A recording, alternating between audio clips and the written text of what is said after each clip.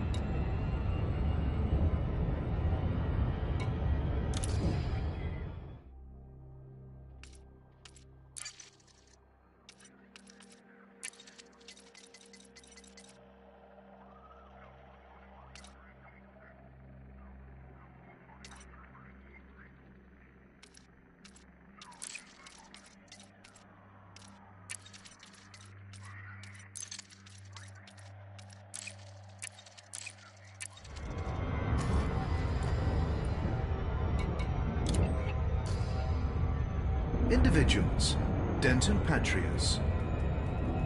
What disgusts me? That's a perceptive question. By asking it, you reveal that you consider me a man of taste. If you'd asked me what I hated, I'm not sure I could have hidden my disappointment at such a banal question. But disgust, that deserves an answer. It's jealousy that most disgusts me. It's such a petty, self-defeating emotion. I see it every day.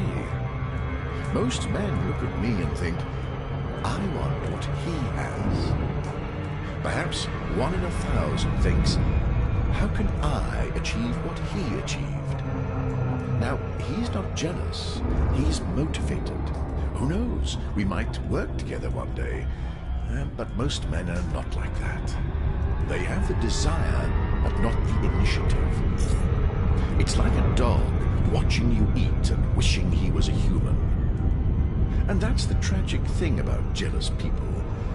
They think they hate me, but really they hate themselves. Because deep in their hearts they know they're too lazy to fight for their dreams. Denton Patrius, a fireside chat with Serene, 3302.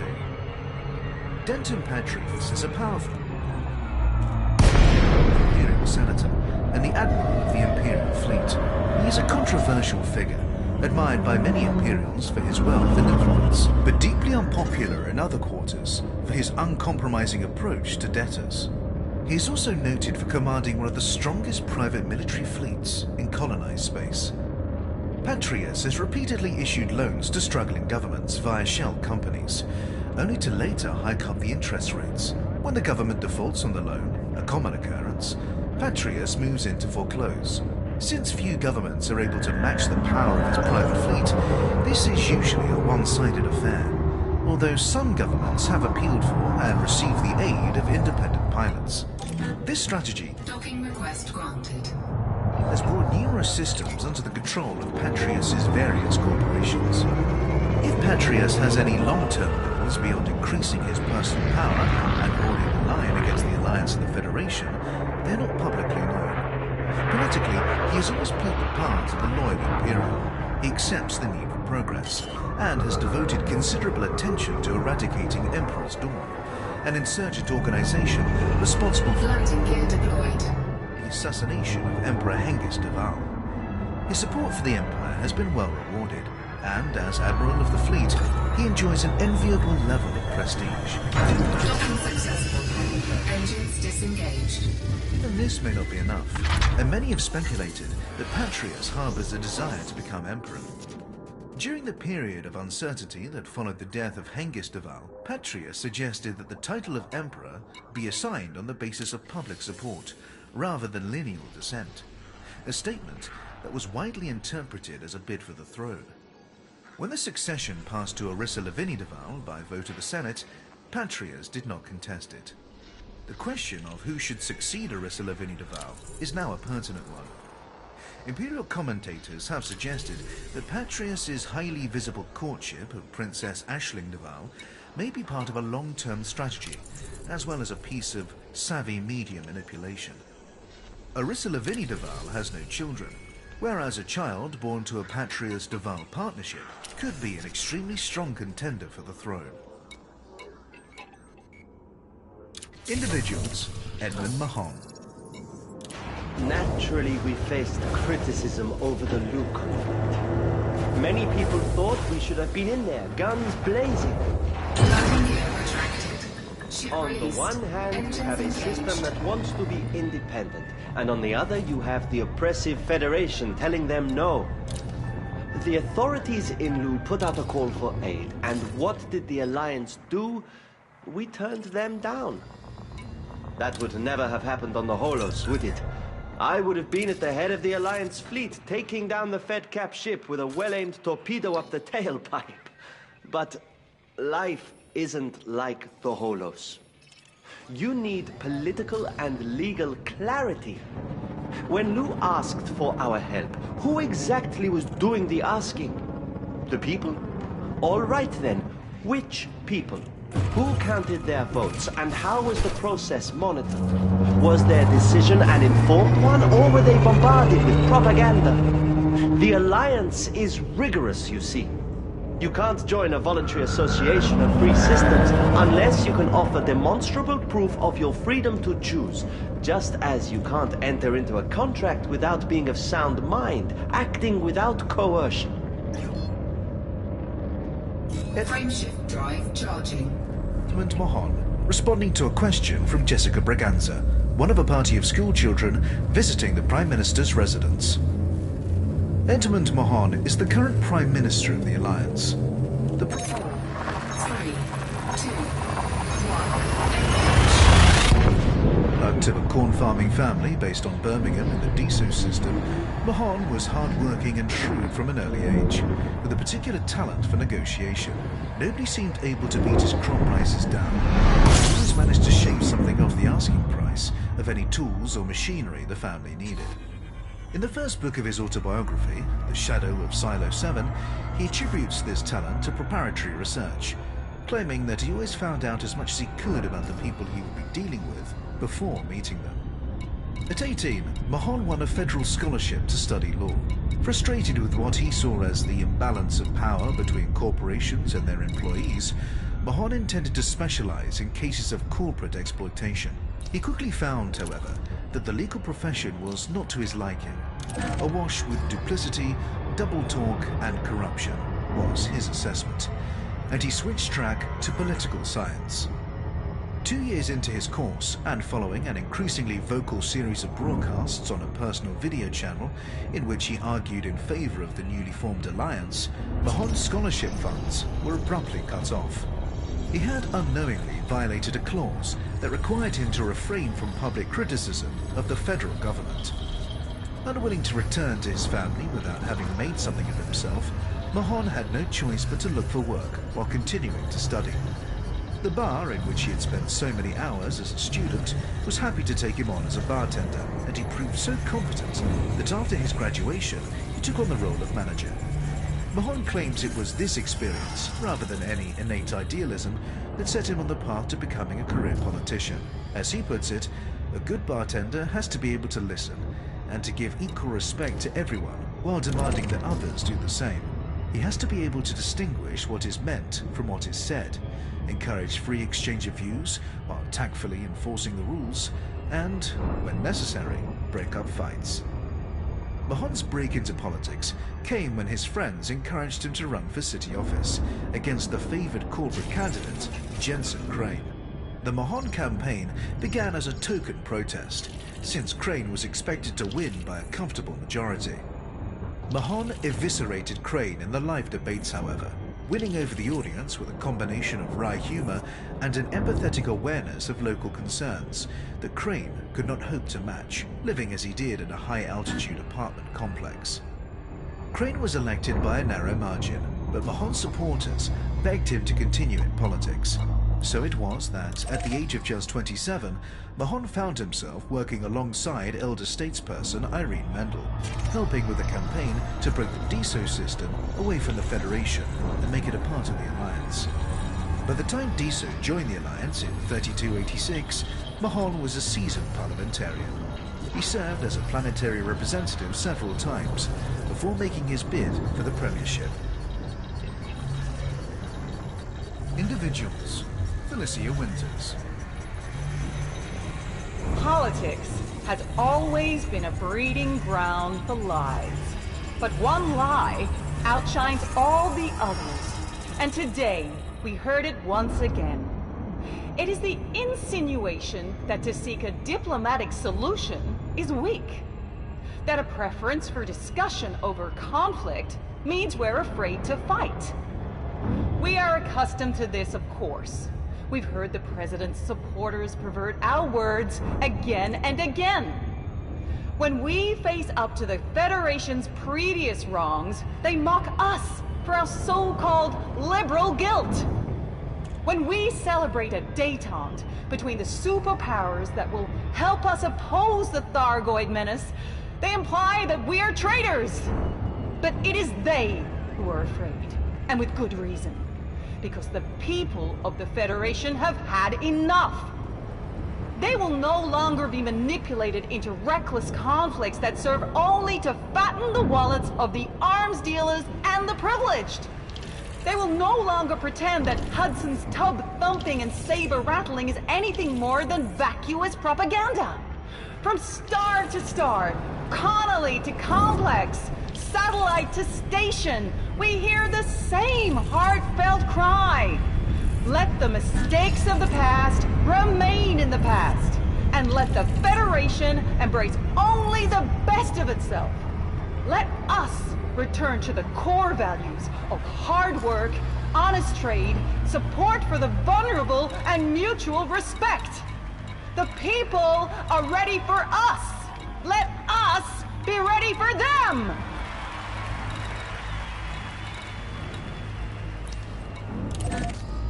Felicia Winters, Liberal Party Annual Address, 3303.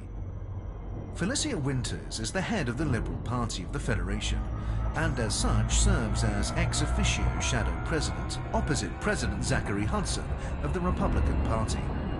Winters was born and raised on Taylor Colony, one of the oldest human colonies, and worked for the Sirius Corporation before going into politics full-time at the age of 44.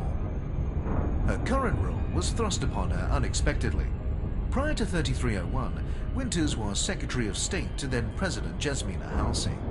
When both Halsey and Vice President Ethan Naylor went missing aboard Starship One, Winters became acting president. The assumption of this responsibility left her visibly shaken, and despite her popularity in Congress, it was widely felt that she was not up to the job. The Liberal Party was in a state of crisis at the time following the Lu conflict. A group of forces had sought to make the Lu system independent from federal control, prompting a declaration of war from the Federation. Many of the party's supporters were shocked by President Halsey's decision to open fire on refugee ships during the conflict. According to reports, Winters had questioned the action, arguing passionately with her friend Halsey behind closed doors, while maintaining a front of public solidarity. Consequently, she found herself responsible for a party whose voter base had largely deserted it, and whose values had slipped out of alignment with her own. Shortly after Halsey's disappearance, Zachary Hudson called for an emergency vote of no confidence that he resoundingly won, resulting in his appointment to the role of president. Given the massive support for Hudson and the disarray among the Liberals, Winters was expected to resign and let the Liberal Party rebuild itself from the ground up. Instead, she threw herself into her work, leading efforts to persuade various systems not to defect to the Alliance, and distributing aid packages to planets in need. Her energetic and proactive approach led to fresh support for both her and her party, and she currently rivals Hudson in the popularity stakes. Individuals. Hengist Duval. Hengist Duval, 3163 to 3301, was the 15th ruler of the Empire. He was assassinated on the day of his wedding to Florence Lavinie. Hengist reigned during a time of significant change. The Imperial Senate had begun to grow in power, a process that had begun during the long sickness of Hengist's father, Hesketh.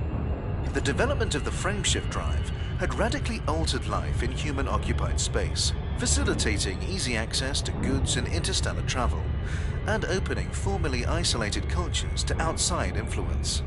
Old animosities between the Empire and the Federation finally began to fade. Hengist appeared to neither resist nor oppose these many changes, instead opting to keep the Empire as stable as he could on a day-to-day basis. This middle ground approach was deeply unpopular with the Empire's hardcore traditionalist elements, who saw Hengist as short-sighted, detached, and complacent. In 3238, Hengist wed Anthea Viola Lampeter in an arranged marriage, planned since his childhood by his late father. Despite a storm of publicity and celebrations across Imperial space that verged on the hysterical, there was clearly little genuine affection between the couple. It was an open secret that the match had been made solely because of optimal genetic compatibility, and that Hengist could not refuse without dishonoring his father's memory. As the marriage crumbled, Hengist spent much of his time with his boyhood friend, Aristide de Lavinie, and his wife, Florence, in their estate on Achenar. Inflammatory tracts from this period portray the imperial dynasty and its noble cohorts as little more than libertines, indulging in lascivious affairs and lengthy holidays, while the Senate did the real work of government. The most scurrilous rumor was that the Duval genetic code had been corrupted by centuries of interference, prompting speculation that a successor of the true blood would have to be found. The birth of Hengist's heir, Prince Harold, temporarily quieted the skeptics. A carefully orchestrated father-son photoshoot, when Harold was 9, showed the pair riding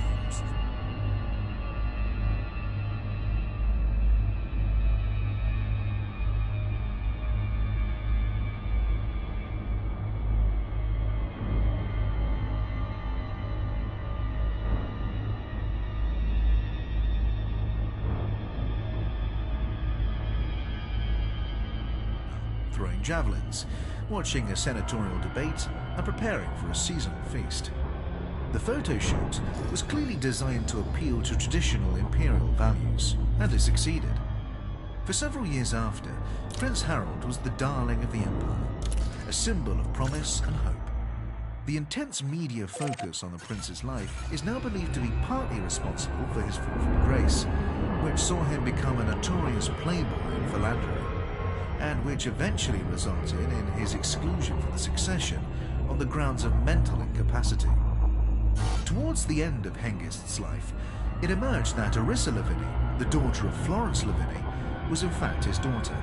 Hengist intended to strengthen her claim to the throne by marrying Florence, thus legitimizing Orissa, but he was assassinated before this could take place.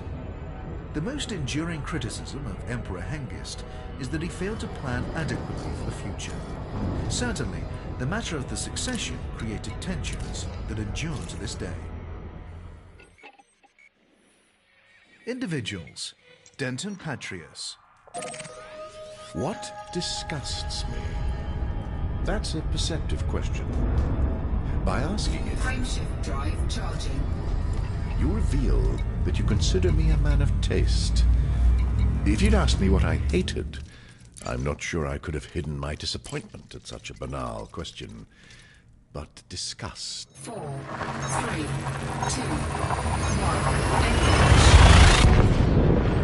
1. That deserves an answer. It's jealousy that most disgusts me. It's such a petty, self-defeating. I see it every day. Most men look at me and think, I want what he has. Perhaps 1 in 1,000 thinks, how can I achieve what he achieved? Now, he's Frameshift drive charging. jealous. He's motivated. Who knows? We might work together one day. But most men are not like that. They have the desire, but not the initiative. 4, 3, 2,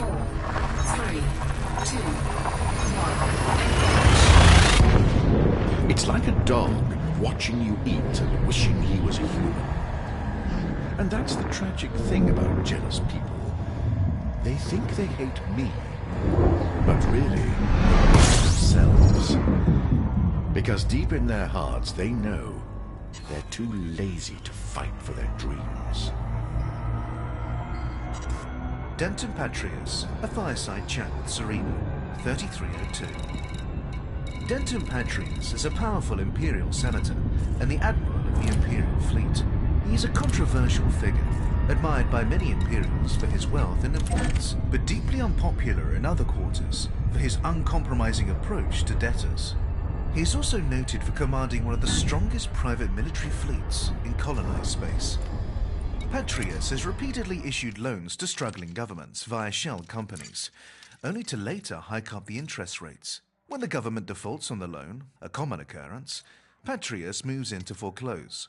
Since few governments are able to match the power of his private fleet, this is usually a one-sided affair, although some governments have appealed for and received the aid of independent pilots. This strategy has brought numerous systems under the control of Patrius's various corporations. If Patrius has any long-term goals beyond increasing his personal power and holding the line against the Alliance and the Federation,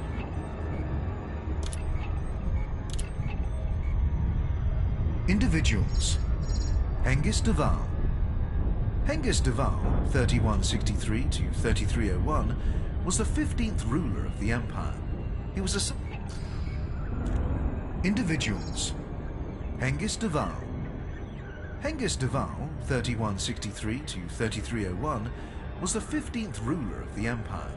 He was assassinated on the day of his wedding to Florence Lavini. Hengist reigned during a time of significant change. The Imperial Senate had begun to grow in power, a process that had begun during the long sickness of Hengist's father, Hesketh. The development of the frameshift drive had radically altered life in human-occupied space, facilitating easy access to goods and interstellar travel, and opening formerly isolated cultures to outside influence. Old animosities between the Empire and the Federation finally began to fade.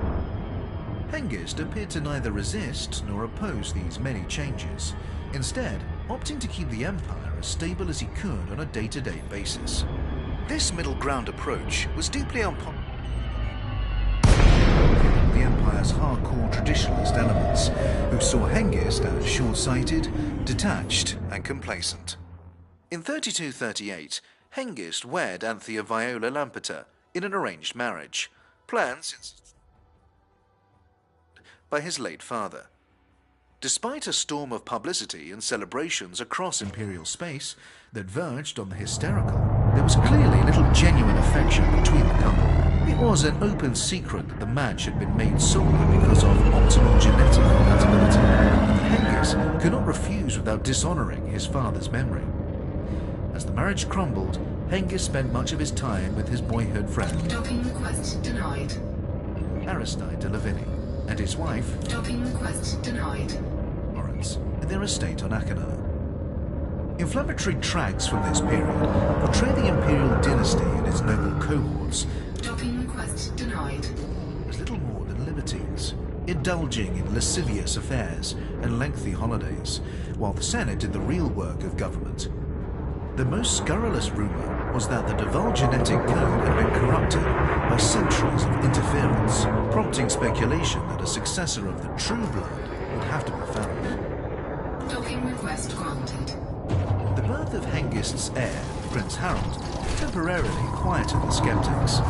A carefully orchestrated father-son photoshoot, when Harold was 9, showed the pair riding horses on Achenar, throwing javelins, watching a senatorial debate, and preparing for a seasonal feast. The photoshoot was clearly designed to appeal to traditional imperial values, and it succeeded.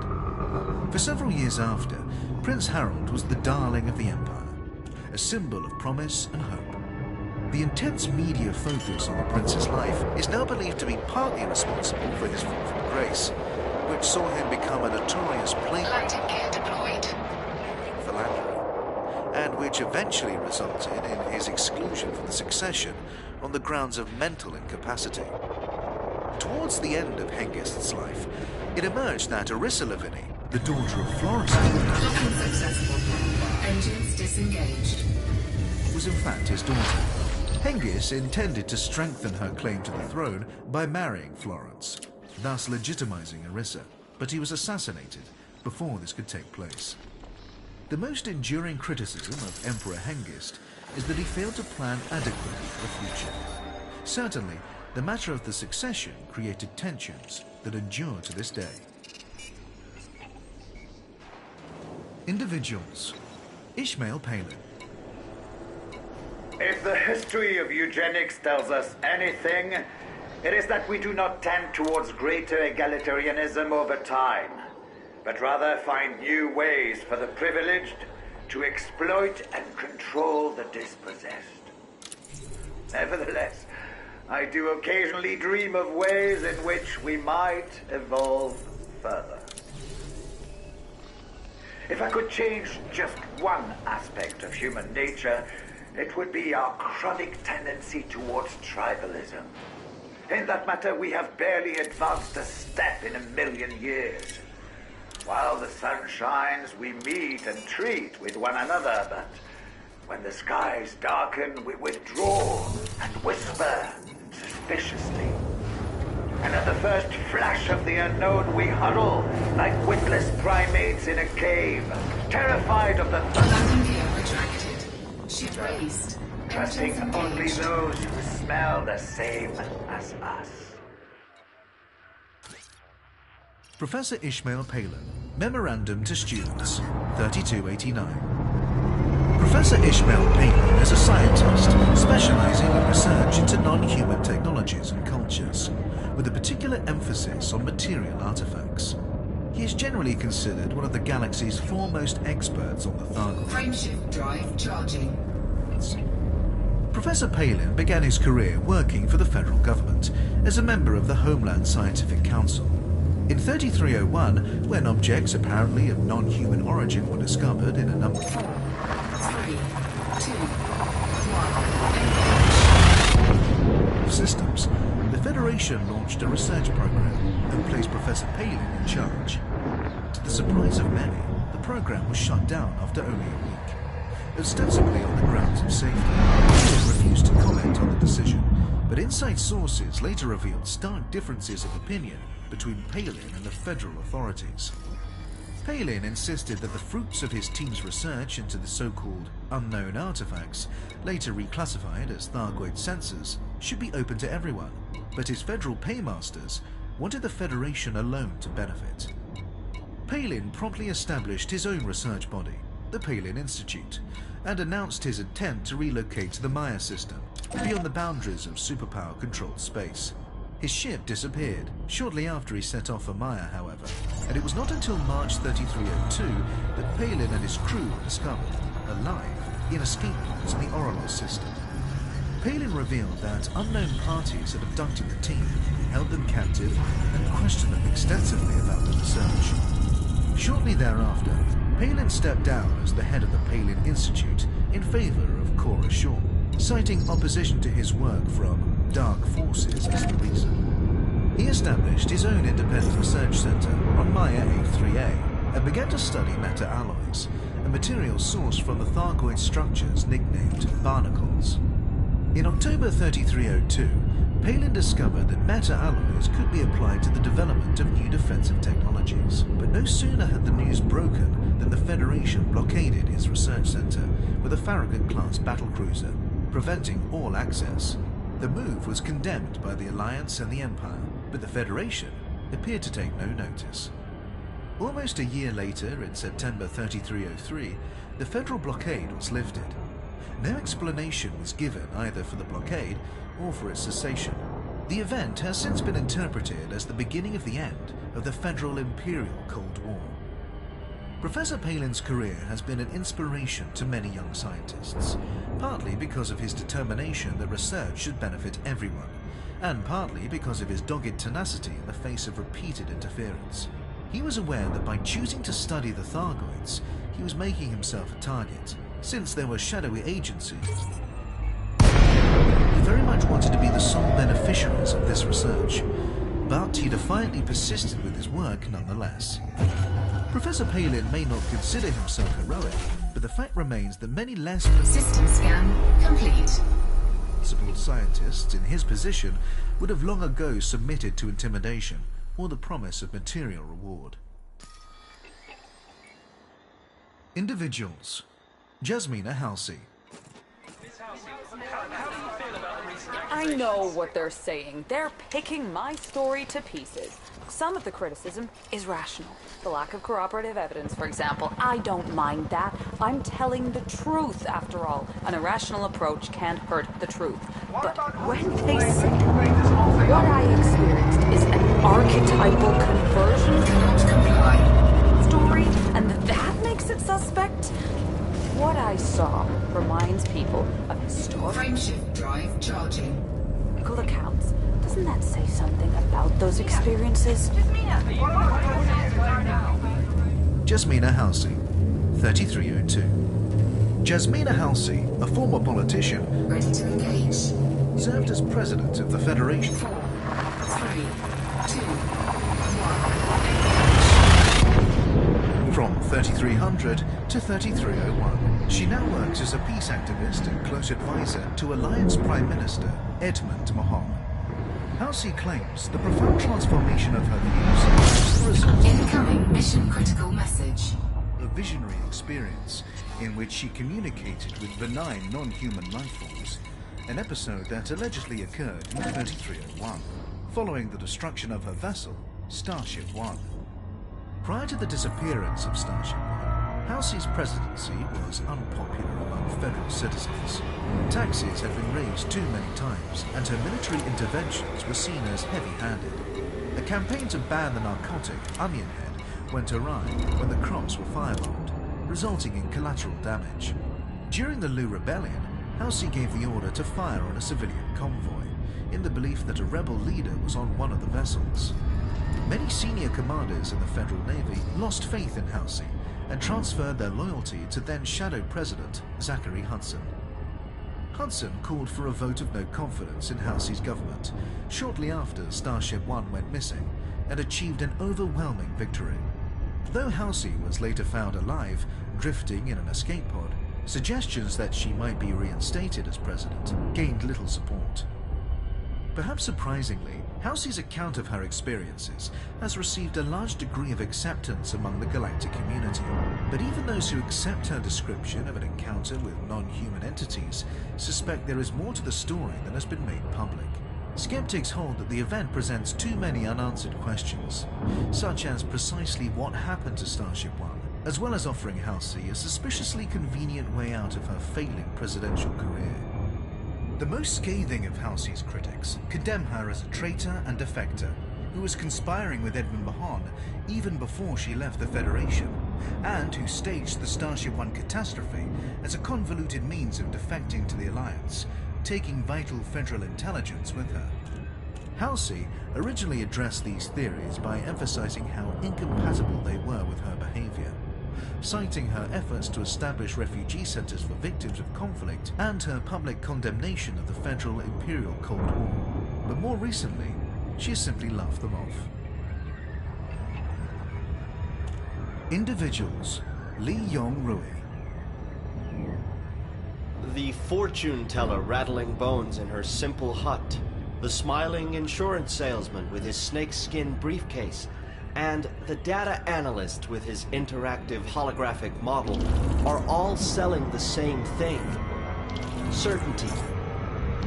One of the paradoxes of human existence is that we crave the freedom to be spontaneous, thinking it essential to our nature, while constantly seeking reassurance that nothing unexpected is going to happen. We flatter ourselves with the belief that we are exempt from the rules of modeling that govern the rest of the universe. Introduction to Becoming the Watchmaker. Lee Yong-Rui's master's thesis on the innate human reluctance to accept behavioral predictability. Lee Yong-Rui is the Chief Operating Officer of the Sirius Corporation and its governmental subsidiary, Sirius Gov. Like many other members of the Lee dynasty, Yong-Rui came to the corporate world from an academic background, having achieved doctorates in multiple fields and specializing in extrapolating potential future situations from limited data. Although he is in many respects an innovator, Yong-Rui embodies the archetype of the healthy, energetic corporate executive, with little of the eccentricity that traditionally characterizes visionaries. A good deal of his popularity is attributable to his innate serenity and outward conventionality. Those who have worked under him describe him as radiating self-assurance and giving the impression that everything is completely under control. Yong-Rui has brought a similar sense of constancy Docking request granted. to Sirius Gov, giving the citizens under his governance the impression that they can trust their government to do the right thing, a rare achievement for any administration. Yong-Rui has stated many times that he does not believe in the concept of chaos, holding that while order is objective, chaos is subjective. Since existence is fundamentally meaningful, any semblance of discord can only be the result of the observer's own failure to discern the underlying meaning. Although some might mistake Yong-Rui's views for a form of mysticism, he is Landing gear deployed. a staunch materialist. He attributes his success in economics to his insistence upon viewing the universe, especially its human component, in clear and unsentimental terms. Docking successful. Engines disengaged. Human behavior, he believes, can be reduced to simple, quantifiable factors, ultimately predicted upon enlightened self-interest. This approach, as well as being laudably rational, allows for truly impartial... Incoming message. Individuals: Pranav and Tal. If my ancestors could see me today, would they approve of what I've done? I doubt it.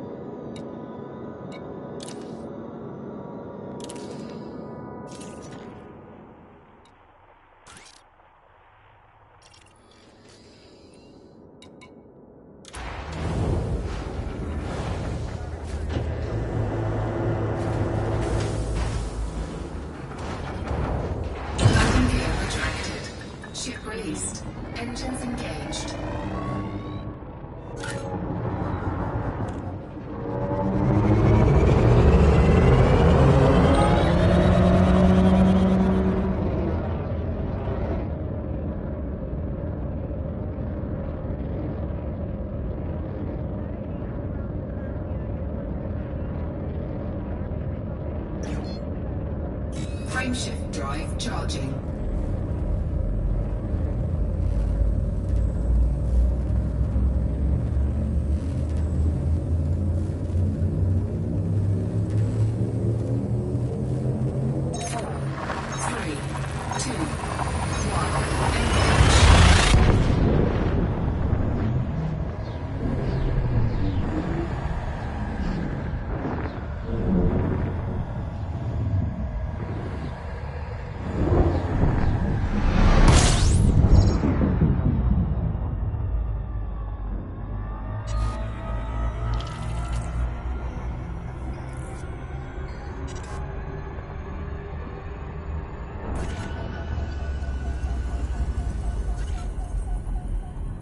System scan complete.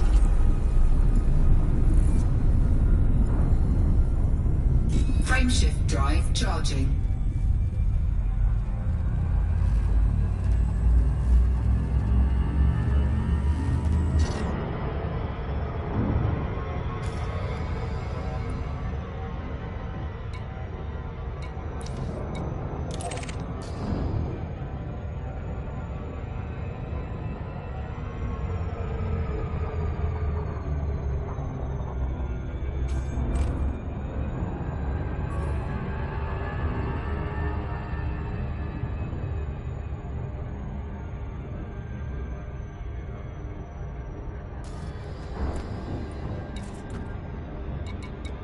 Enlightenment is supposed to be hard work.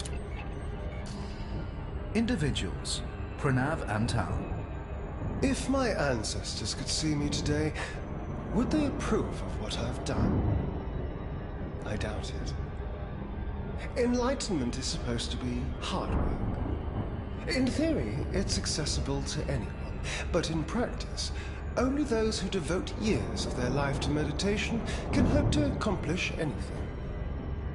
To do what we have done, to democratize the spirit through technology, would look to my forebears like unforgivable laziness. But all things must happen in their appointed time. We now stand on the verge of overcoming the greatest obstacle to human progress there has ever been: the isolation of the human consciousness. Loneliness. Misunderstanding. Incoming message. All forms of conflict result from this detachment. But our technology allows us to truly see the world through others' eyes. We can finally achieve what the mystics and sages have spent centuries striving for, and break down the fortress of the individual ego. Pranav Antal. Pranav Antal is the leader of the Utopia movement, within which he is referred to by the honorific Sim Guru. Utopia is a visionary project with a goal to advance humanity scientifically, morally, and spiritually via the application of technology, with a particular focus on simulations, or sims, the digitized thoughts, emotions, and perceptions of another. Pranav inherited leadership of Utopia from his father, Rishi Antal. Rishi was the founder of Utopia and designer of the Sim Archive, a facility that allows the living to experience the digitized memories of the deceased. Although at present it is only possible to experience these memories passively, Pranav has mentioned the possibility of incorporating them into a simulated version of the individual, or data ghost, that could then be interfaced with, thereby allowing individuals to endure beyond death. In his youth, Pranav was expected to undertake a range of physical chores, despite the technological and material wealth available to his family, and has often spoken of digging vegetables out of the ground and rebuilding collapsed cultivation tunnels after a storm. At the time, he begrudged these tasks, but having since assessed his deceased father's memories, he now appreciates that the work gave him an understanding of how the disadvantaged experience life, as well as reminding him that humanity is dependent upon the material world and must not hold it in contempt. Pranav is generally considered more commercially minded than his ascetic father, prompting his critics to condemn him as a plutocrat, with only a superficial Frameshift drive charging. interest in Utopia's ideals. His supporters, by contrast, paint him as combining the wisdom of his father with a shrewd commercial nous. Regardless, both sides agree that Utopia has 4, 3, 2, 1. undergone significant change under Pranav's leadership. Pranav's prevalent concern, apart from continuing to expand Utopia, is the Acheron interface. His claim is that this project will allow users to translate their consciousness directly into data, thereby surpassing the limitations of the physical self. Some commentators have expressed wariness, claiming the project steers unacceptably close to the development of artificial intelligence, which is prohibited throughout the galaxy. But Pranav's standpoint is that a system that translates intelligence into a new form, like the Acheron interface, is not artificial intelligence, since the human being remains at the core of the process. Individuals. Yuri Grom. We have portraits of all the other leaders to accompany the articles. Only Grom remains.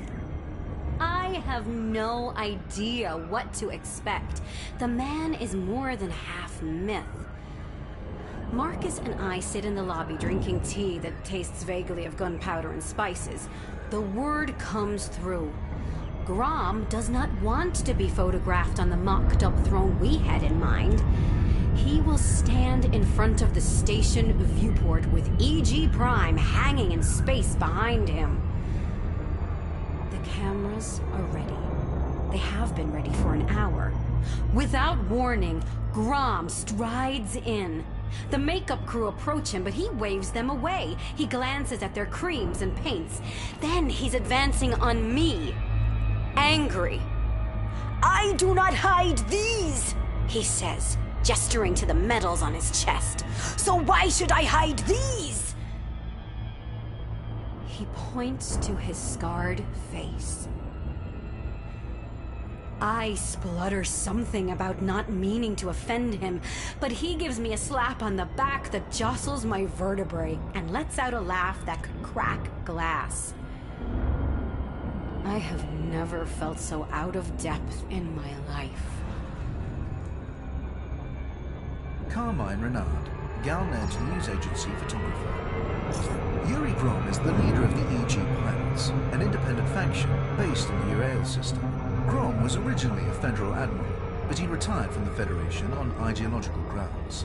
He has never publicly discussed the circumstances of his resignation, but it is believed he was disgusted by the corruption he discovered in the Federation. His retirement came as a shock to the senior members of Federal Command, who had expected him to become an instructor. A number of Federal pilots who were loyal to Grom resigned at the same time, in order to continue serving under him. The Federation has never released a complete account of this episode, possibly in order to avoid embarrassment. His appetite for expansion notwithstanding, Grom inspires great loyalty in his followers, and even among those he conquers. Indeed, such people often prefer Grom's rulership to the one they originally had. No doubt due to Grom's well-attested talent for negotiation, insistence upon honorable combat, and fair treatment of captives. He is even rumored to have persuaded entire settlements to surrender without a single shot being fired. While Grom is admired by his own people and has earned the respect of the Empire and the Alliance, the Federation views him as a menace. President Zachary Hudson is reported to have referred to Grom as a cancer that Halsey foolishly allowed to spread, and she could have cut it out. Hudson's views are not shared by the wider federal military, and although cadets have been forbidden to listen to Grom's broadcasts or read his work, small groups of adherents are believed to exist, conducting private meetings in their barracks and even pledging support for Grom. Hudson has dismissed such reports as obvious Gromsky propaganda designed to set us at one another's throats. Individuals. Zachary Hudson. The truth is that you cannot escape adversity. You have to stand up and face it. That's how you get stronger. That's how you learn. Frameshift drive charging.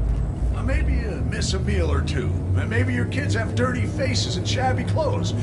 If that's what it takes to get you out looking for work, Ready to engage. and so be it. I'm not gonna insult you by pitying you, because I know you can do better. And you know it too. I'm not a monster, despite... 4, 3, 2, 1, engage. Warning, temperature critical. I believe in government aid, but I believe it should be reserved for times of genuine crisis. And being poor is not a crisis. People can do remarkable things when they're properly motivated, and that motivation is something no amount of government money can provide. Without it, we'd still be on Earth, jostling for whatever scraps of living space the state gave us. I have a framed quotation on my wall. It's something my father used to say to me. When I got older, I found out it was by a man called Orbital flight engaged. Nuremberg, who lived a couple of thousand years ago. It says, certain divine rays break out of the soul in adversity, like sparks from the afflicted flint. Now you just think about that. Take all the time you need. Zachary Hudson, Federal Times interview, 3293. Zachary Hudson is the president of the Federation, having won a vote of no confidence against the previous incumbent, Jasmina Halsey, in June 3301. Politically, Hudson is a Republican and a hawk, unafraid to explore military solutions to problems. Hudson's parents want...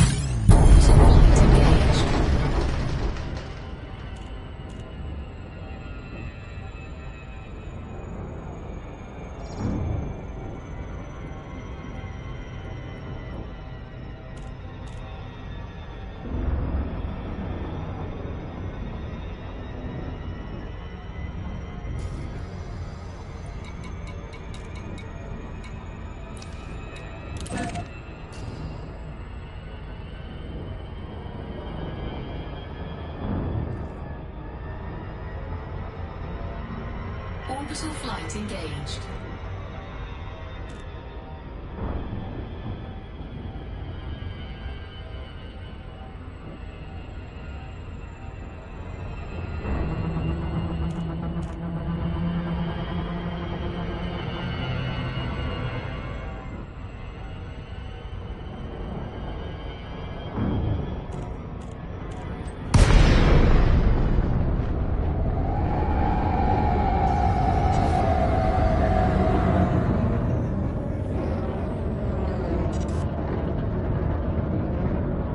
Frameshift drive charging.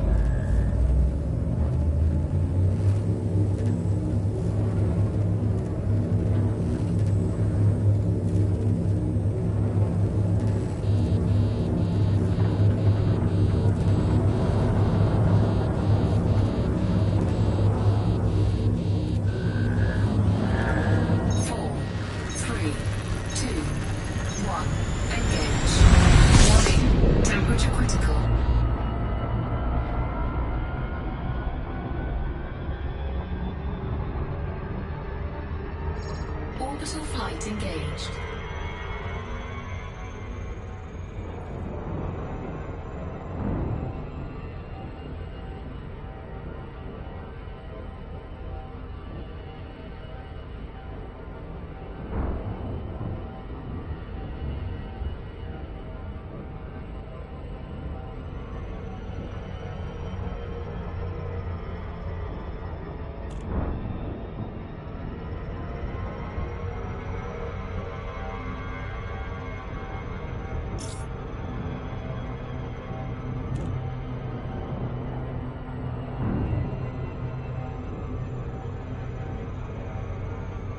Frameshift drive charging.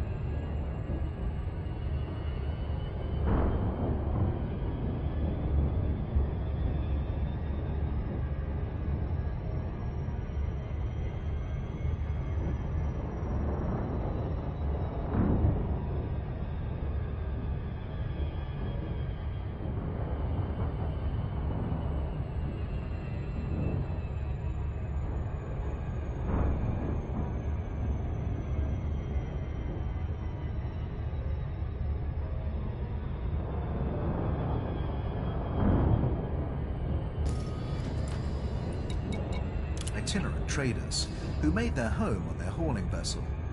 From a young age, Hudson was burdened with responsibility.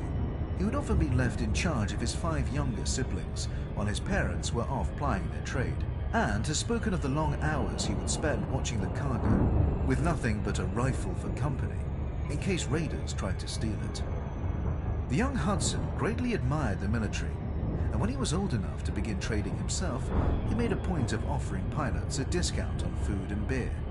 Given the standard of food cartridge rations in most barracks and the low pay soldiers received, this effort was welcomed. When times were especially hard and there was no money to invest in stock, the Hudson family would land on Earth-like planets and hunt for game, which they would dress and sell themselves. Hudson has emphasized that this was perfectly legal. No matter how hungry they were, they never resorted to poaching. The president remains a keen hunter and enjoys taking diplomatic guests on hunting trips, cooking them dinner himself. Hudson reportedly takes particular pride in his steaks. Hudson's entrance into politics was marked by a growing sense that the federal government and its heavy taxes were making it harder for traders to earn a living, while rewarding those who did not want to work.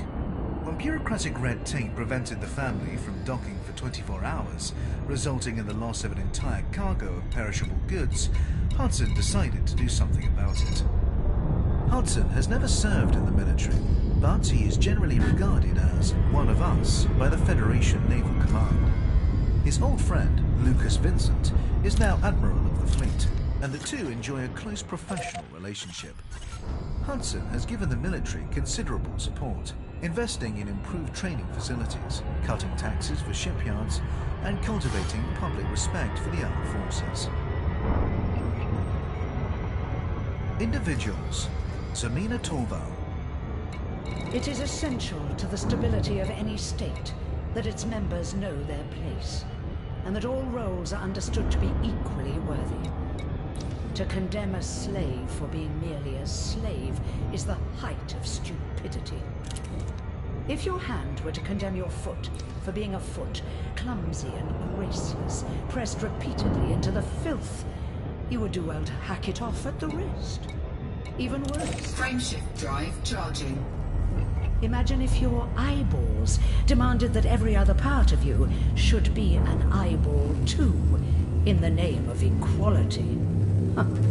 What an abomination you would... 4, 3, 2, 1. Then, the truth is that the Federation and the Alliance think in exactly this way. You will notice that I wear a beautiful stone upon my finger. There is no other like it, which means that only one person can wear it. But that is unfair, cries the Federation. Why should you be the only one to enjoy it? They would have me smash it to bits and give everyone a tiny piece. But then, the beautiful stone would be gone, and nobody could ever wear it again. Zemina Torval, Midwinter Address to the Bitterwood Children, 3303. Zemina Torval is an Imperial senator with an immense personal fortune and a redoubtable private army. She is an unapologetic traditionalist, especially where the Empire's use of slavery is concerned. Her own wealth derives directly from slavery. She owns a majority share in Mistopolos mining, which depends upon slave labor. But she draws a distinction between imperial slaves, who are owed a duty of care, and slavery as it is commonly understood. This distinction is held in contempt elsewhere in the galaxy, however, and the Federation in particular considers it mere sophistry. Torval was born and educated at Bitterwood, her palatial family estate in the Centini system, alongside a host of siblings and cousins, including members of the Mistopolos dynasty. Among Bitterwood's many cavernous hallways and vaulted arcades, she learned to fence and play strategic games, as well as mastering higher mathematics, politics, and galactic history.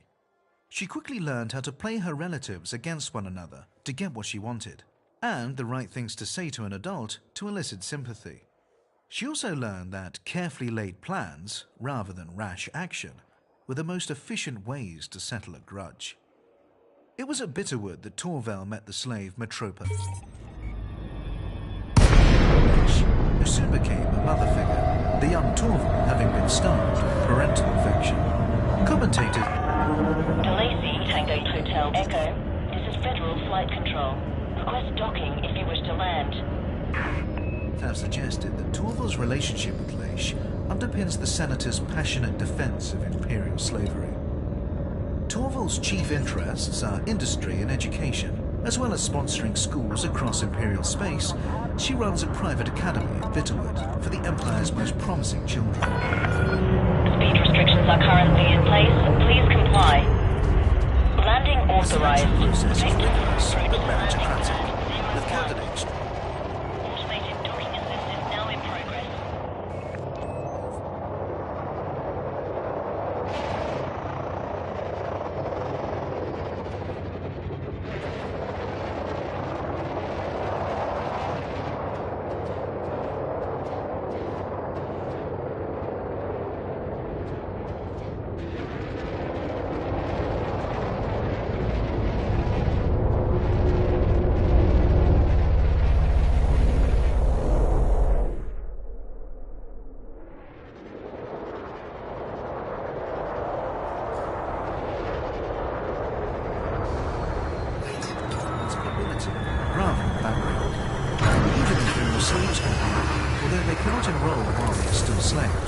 So arrangements...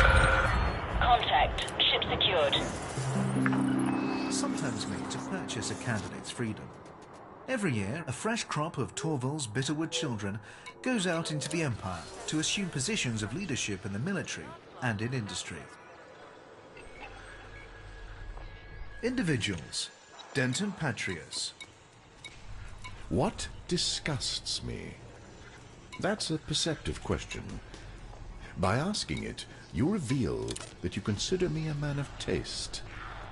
If you'd asked me what I hated, I'm not sure I could have hidden my disappointment at such a banal question. But disgust, that deserves an answer.